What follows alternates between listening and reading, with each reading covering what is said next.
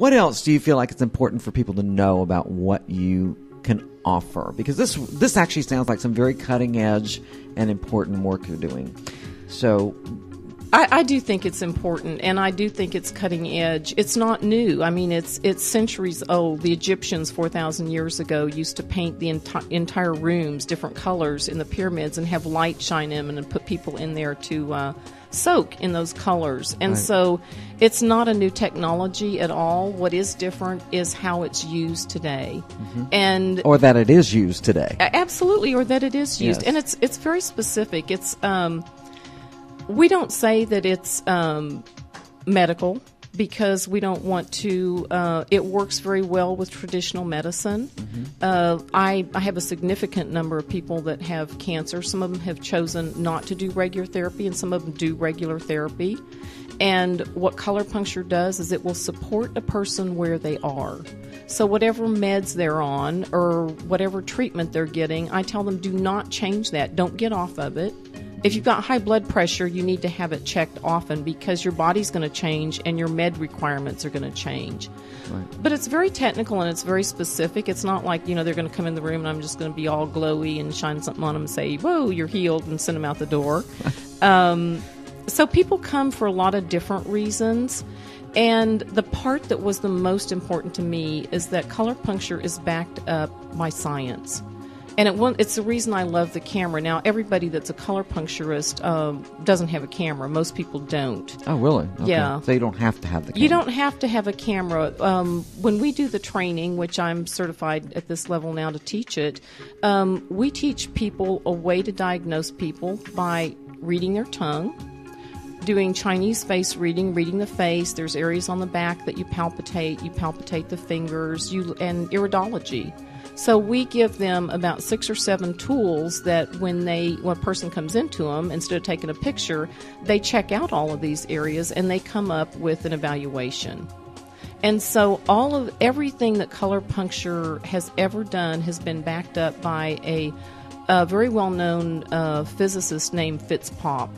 And he's one of Peter Mandel's good friends, and that he's always made sure that everything he does is researched, that it's tested in his clinic over and over again. It's not just some woo-woo idea that somebody came up and said, I think this light's real pretty and we'll just go for it. Right. I like the color purple, and you should too. And with that said, it's interesting with children because children have this innate ability to know what they need. And sometimes I really will let them just pick up the colors and see what they're drawn to.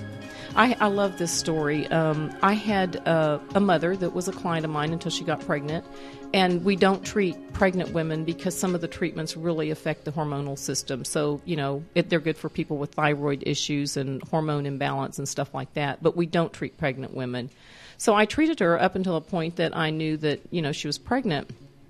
And when her baby was born, he was born with 2 little tiny holes in his heart.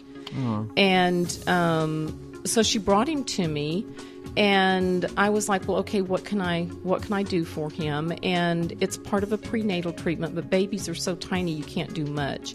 But I used a rose-colored light, which is like rose quartz, and did these tiny little treatments on his baby fingers, which are his prenatal fingers. And then when he was about 6 months old, his mom took him in, and he had a very successful heart surgery. So now that his heart was okay, with that comes a lot of congestion and things like that. So she started bringing him in to see me to clear up some of the physical issues resulting from his surgery. And when he was about 18 months old, his mom came in for treatment. She brought him with her. And I have these little places all over my office where I keep, crystals and stones and different interesting things. And while I was treating her, he was toddling all over my office. And he brought this handful of these stones and set them on the chair in my office. And he had gone from place to place and picked up every single rose quartz that I have in my office. Wow. And those were the only ones that he was playing with. So I was like, somewhere that information's still in there. Absolutely. That's very cool. That's very cool. So do you think it matters what colors we wear? Yeah, I do think it matters. I do too. I think it matters a lot. Most people gravitate to something that feels good for them. But you can actually alter the way you feel by what colors you wear. You know, the really hot colors, the reds and the yellows and the orange. If you're a person that has a tendency to be depressed, I tell my clients to wear orange. Because orange is people go around and say, well, it's just a really blue day today, and I'm feeling so blue. Well, orange is the complementary color of blue, and that's how you balance those emotions is through orange. So I think it makes a huge difference. Okay. I couldn't agree with you more. Yeah. Couldn't agree with you more. Now, do you find that, and I've always been curious about this, so do you find that certain people do just innately gravitate toward certain colors? I mean, not even so much for healing, just because of personality type, or? Yes. Okay. Yes, I do, because there's layers and layers of psychology around color, but people do have personalities like blue. Blue's doesn't always mean you're sad, but blue is a very calm, cool color. A lot of nurses and teachers are blue people. My son is a firefighter paramedic, and he is an orange person. They're the ones that want to go out and be on the edge of danger and, do all those kinds of things. And a red person are the really crazy ones, like Evel Knievel. Yeah, passionate, very Absolutely. passionate. Yeah, over the top, passionate. Over the top. Yeah, or angry. Yes, Sometimes or angry. Yeah. Yes. And that whole thing about California girls. I mean, what color comes to mind? Yellow. Those sunny California That's girls. True. That's yeah. True. Okay, so this camera, or it's a machine, right? Yes. Okay. Do you sell those as well? Do you teach people how to use those, and can they purchase their own to do this kind of work, or is that?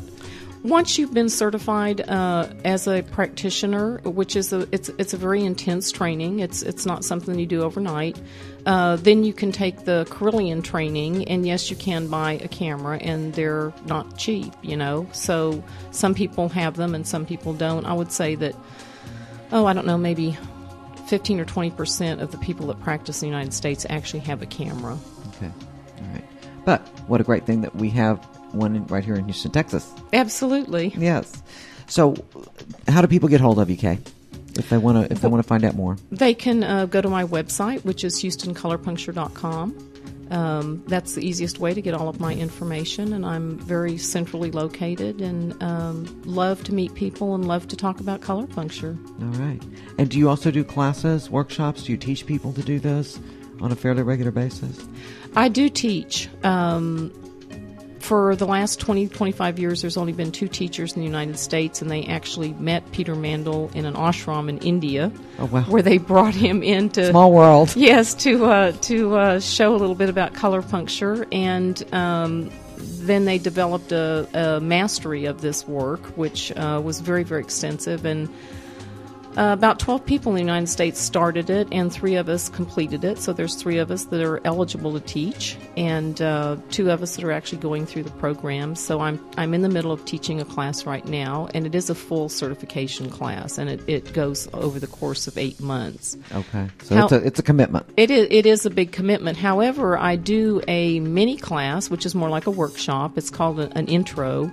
And if you're a massage therapist or an acupuncturist, you can get CEUs for it. And that class is sort of a sampling of some of the things that you would learn throughout the training, so that if you come just for, those 2 or 3 days, that you would leave that class with tools that you could use to help your clients or your family or your children, if you have children, or yourself. Okay. Now, do you travel with this camera, or is it not? Is it sort of a stationary thing? This camera is stationary. I have a different kind of camera, which is a Russian camera that I travel with. It gives me a little different information. It's not peculiar to the color puncture, but over the years I've used them both so much that I can translate the information in it. So I have done some talks. The other one's a little more exciting to look at. I do public speaking, and I've done some presentation at Unity Church and things like that. And I do take that other camera with me, because people just like to see that something happened, that Absolutely. I'm not, just like to see making it up, Yes, yes. And that's just fun. We're all very visual generally. Yeah. So it's fun to have that, the colors, basically. What does that mean? Yeah, exactly. And in the camera that I travel with, there's charts and graphs in it, so they can see exactly what they can change about their life, and how there's even a program in it that'll tell them when to wake up, when to go to sleep, and what to eat. So it's very exciting. Yikes! Yikes! And that's to optimize their health. It doesn't doesn't mean everybody does that, but I know a lot of people are really interested in healthy living these days. I couldn't agree with you more. And I think the more information we have, the more conscious decisions we can make about how we're going to get healthier or stronger or whatever we want to get more of. Absolutely. Or more awake. More awake. Yes, more consciously curious. That's right. Yes. Well, you have satisfied my curiosity about colorpuncture. I really like that whole concept. I think it just has a really great resonance to it. It makes sense to me, too. And it just sounds like a fun way to find out more about yourself. It is. You'll have to come visit me. I have to do that. I will do that. Okay. All right. So I think what we ought to do is end this segment with some ho-ho-ho breathing. Oh, absolutely. What do you think? Okay. That would be great. So, okay, so put your hand on your stomach, on Okay. your lower stomach, and take in a deep breath. ho, ho, ho, ho, ho, ho, ho, ho, ho, Ho, ho, ho, ho, ho. ho, ho, ho, ho. And that's so Christmas, too. That is absolutely Christmas. Kay, thank you so much for joining me. It's been a pleasure, and I am so looking forward to seeing you January 19th and 20th, not before, at the 2013 Metaphysical Healing Expo. Absolutely. I'll be there, and this has been a total delight. Thank you, Peggy. It has. Well, you'll be back. Okay. All right.